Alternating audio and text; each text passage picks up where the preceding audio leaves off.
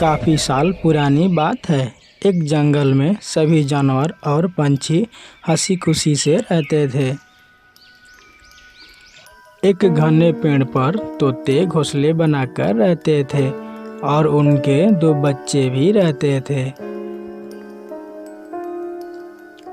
तोता माँ बच्चों को कष्ट ना हो इसलिए दूर दूर से फल भी लाती थी और खिलाती थी।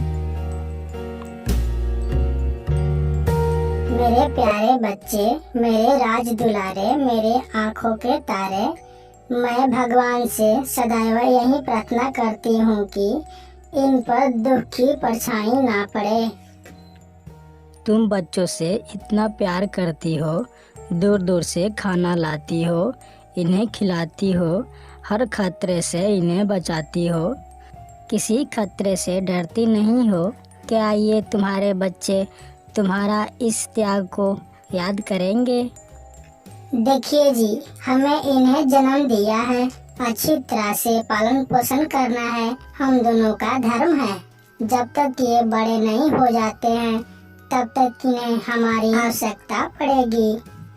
हमारी प्यार को याद रखेंगे या भूल जाएंगे, लेकिन हमें तो अपना कर्तव्य निभाना होगा ना। हमें आसपास कई तोते के बच्चों को बड़े होते देखा है और अपने माँ बाप से मुंह मोड़कर जाते हुए भी देखा है। देखिए जी, हमारे बच्चे बड़े होकर अपनी दुनिया बसाए और उसी में खुश रहे, यही चाहती हूँ मैं।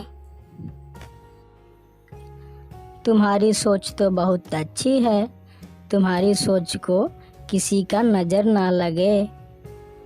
मैं यही चाहता हूँ, मैं तुम्हें और अपने बच्चों को लेकर आजीवन खुशी रहना चाहता हूँ। उन दोनों का बातें चल रही थी।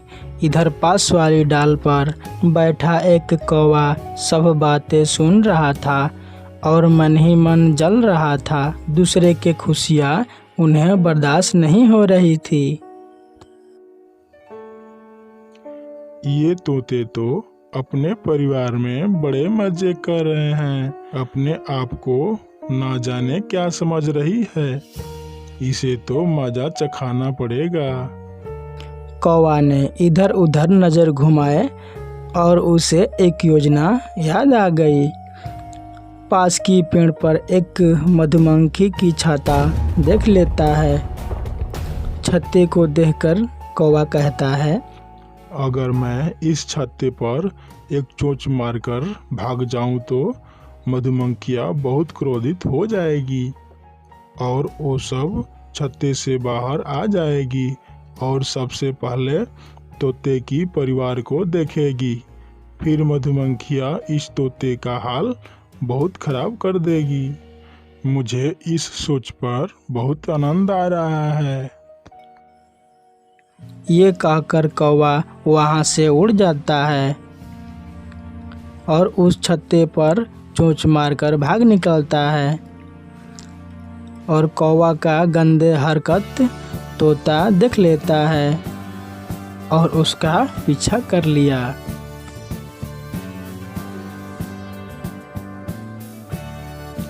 बहुत सारा मक्खियों को क्रोध आ गया। बाहर निकलते ही उन्हें तोता का परिवार नजर आया। तोता माँ ने उन्हें देख लिया। उन्हें अपने बच्चों को चिंता आ गई।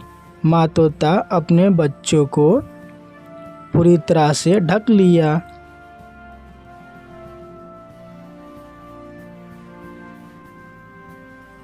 मधुमक्खियाँ वहाँ आकर तोते माँ को डंक मारने लगे। उन्हें बहुत पीड़ा हो रही थी, लेकिन डंक सहकर भी बच्चों को बचा रही थी। मेरे बच्चों, हिलना नहीं, बहुत सारा मधुमक्खियाँ है, काट लेंगे तो तुम्हें बहुत दर्द होगा। दुष्ट कौवा ने इन्हें छेड़ दिया है। कुछ देर बाद मधुमक्खियाँ चले गए, लेकिन तोता माँ दर्द से छटपटाती रही। ओह, ये दर्द तो मुझसे सहा नहीं जा रहा है। बाप रे, क्या करूं? कहाँ जाऊँ मैं? इतना कहते ही तोता माँ बेहोश होने लगी। दोनों बच्चे ये देखकर दुखी होने लगे। माँ आँख खोलो ना माँ, तुम्हें बहुत पीड़ा हो रही है। हमें बचाने के लिए सारा दुख सहती रही।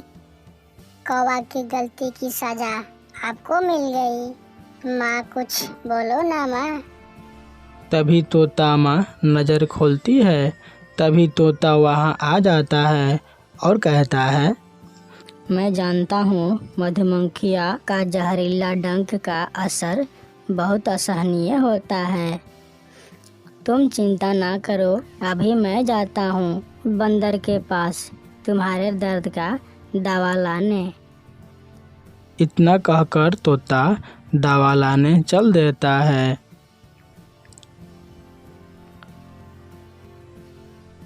बंदर जी, मेरे पत्नी को मधुमक्खियाँ ने काट लिया है। आपके पास दवा हो तो जल्दी दीजिए, उसे सहा नहीं जा रहा है। पहले ये तो बताओ ये सब कैसे हुआ? एक कौवा ने मधुमक्खियाँ की छत्ते के ऊपर चोंच मारकर भाग गया और मधुमक्खियाँ गुस्से में आकर मेरे पत्नी को काट दिया। तोता वहाँ से दवा लेकर आ जाता है और पत्नी के जख्म पर लगा देता है। वो पूरी तरह से ठीक हो जाती है। 2 दिन बाद कौवा एक दिन उसी पेड़ के नीचे बैठा था। जोर जोर से हवा चलने लगे। जोर जोर से हवा चलने के कारण मधुमक्खियों के छत्ते पर एक टहनी टूटकर गिर जाता है। तभी मधुमक्खियाँ गुस्से में आकर बैठा हुआ कौवा को काटने लगती है। आज तो मैंने कुछ नहीं किया, परंतु मुझे क्यों काटने लगी? सारा सीन तोता देख रहा था और कहता है, मज़ा आ रहा है ना कालू कौवा, तुम्हारे यही साजा है। दूसरे को क्षति पहुंचाएगा तो तुम्हें भी एक दिन सजा भुगतना पड़ेगा ना। दोस्तों कहानी अच्छा लगा हो तो चैनल को सब्सक्राइब कर दीजिए।